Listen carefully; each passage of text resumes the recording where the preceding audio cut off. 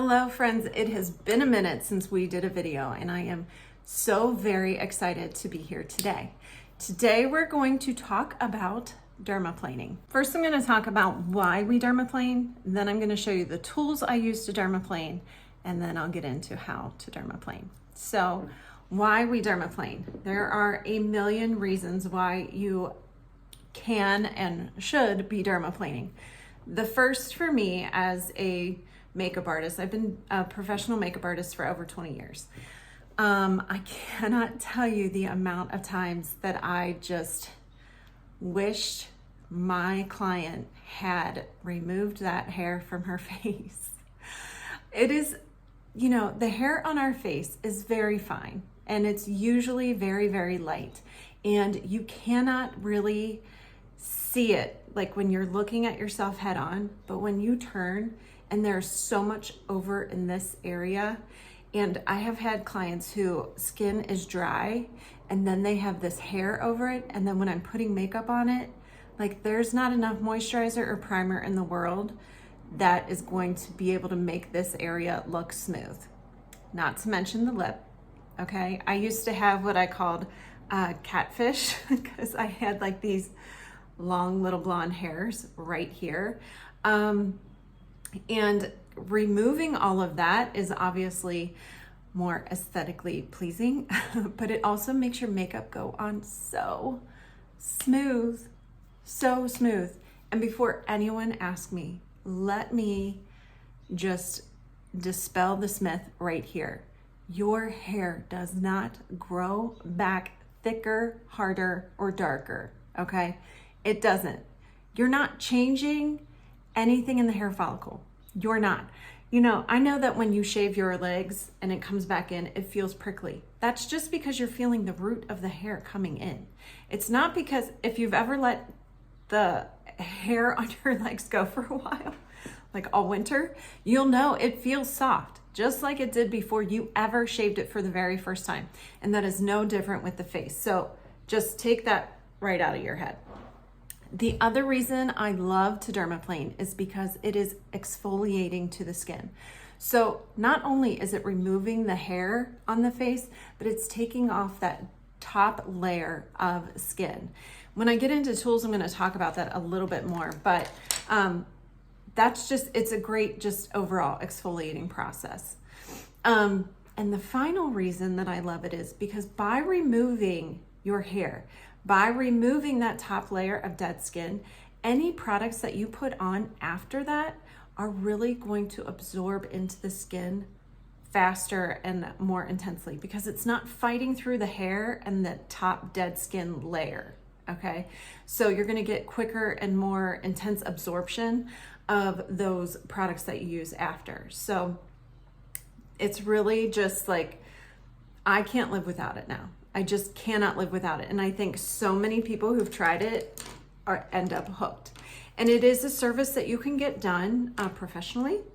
And I usually tell clients, like, if you know a place that's near you that does offer it professionally, especially for the first time, maybe go have it done professionally just so you can see and just kind of get a feel for it.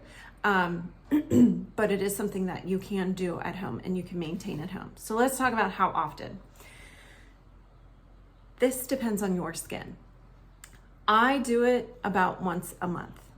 There are people who do it once a week. Everybody's skin is different, and you have to understand, is your skin very tough and can handle these kind of things, or is your skin more sensitive? Something that I am recently just coming around to is that my skin is more sensitive than I hoped it would be.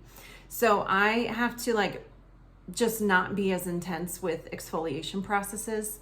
And that's gonna lead me to tools. So when you are dermaplaning, there are several tools that you can use. So one is it's in the grocery store. You can find it at drugstores and all of that. One brand is called Tinkles. There are some knockoffs of Tinkles, and that is what I first started to use when I first started dermaplaning myself. They are great. There's nothing wrong with the Tinkle. I just felt like sometimes when I was doing it, the blade is very rigid, and I felt like it was kind of pulling on my hair sometimes, and it was kind of catching on the hair is a better way to describe it. So I kind of was like searching for something else and moving on. I did find a more intense, we'll call it, razor to use. It's more of like a straight blade that like a barber would use in a barber shop. And that like really did the job. But for me, it like really did the job. I am realizing that my skin is too sensitive for something like that. I have recently just kind of reanalyzed my skin and realized that I have some skin barrier damage. And using that blade, I believe, is part of the problem. I am a person who is just very, enthused to do all things anti-aging. And if it said it was going to exfoliate my skin so those new fresh cells could come to the top, then I really wanted to exfoliate the crap out of my skin. And I really have to. I'm taking some space now from these things so that I can work on my skin barrier. But using that razor, it was just a little too intense for my skin and damaging the barrier. But also, every time I used it, I had nicks on my face. The one day I came to bed and I had little pieces of toilet paper just stuck all over my face like a teenager who shaved for the first time. And my husband was like, "You look like you put your face in a meat grinder. Why don't you stop doing this?" So he was right. And then I discovered Jill's razors, and I love these. So Jill razor is, you can get like a subscription. You can just order it one time. It's kind of like if you do a Billy razor subscription, it's like that. It comes with a handle, and then you just get replacement blades. Let me show you what the blades look like. Well, here's one. I already used the other one. So there's this one, and then there's one that's more straight. I just used it last time. But if you can see that, it's got that little razor on it. I do, to me, feel like these razors are the happy medium for me. It's a little bit more intense, it's a little bit more intense than the Tinkles that I find at the drugstore, but not quite as intense as the straight blades that I was using and tearing up my face. So I'm very into these Jill razors. They do a great job educating people on how to do it. They even have this like powder. So you can spray this like powder on your face and it'll highlight like all the hair. And then as you're going, it turns it like white and powdery. As you're going, it shows you everything that you're taking off so that you also don't miss a spot, because you don't want to miss a spot.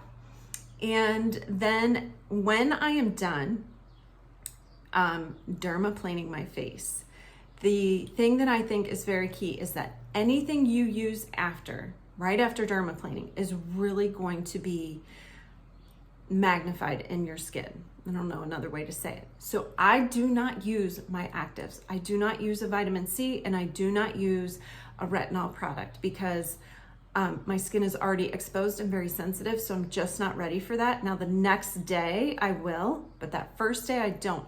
What I take this time to do is hydrate my skin. I'll use hyaluronic acid. I will do usually like a calming sheet mask. I will do the thickest moisturizer that I have, and then I usually finish it by slugging. If you don't know what slugging is, I believe there's another video on slugging on my YouTube channel. I'm not gonna get into that, it's a whole nother thing. But I take that night to just like baby my skin and give it every nourishing, hydrating product that you could possibly need. So next I'm going to show you how I dermaplane.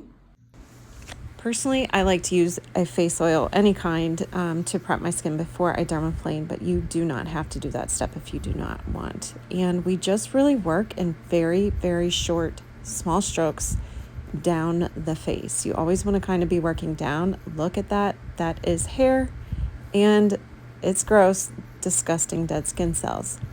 I also tend to pull my skin kind of taut because I'm losing elasticity.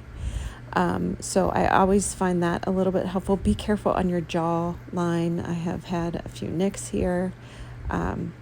Gross. That is gross. And then we just really continue to work all the way across the entire face. I will even do like the peach fuzz hairs under my brows.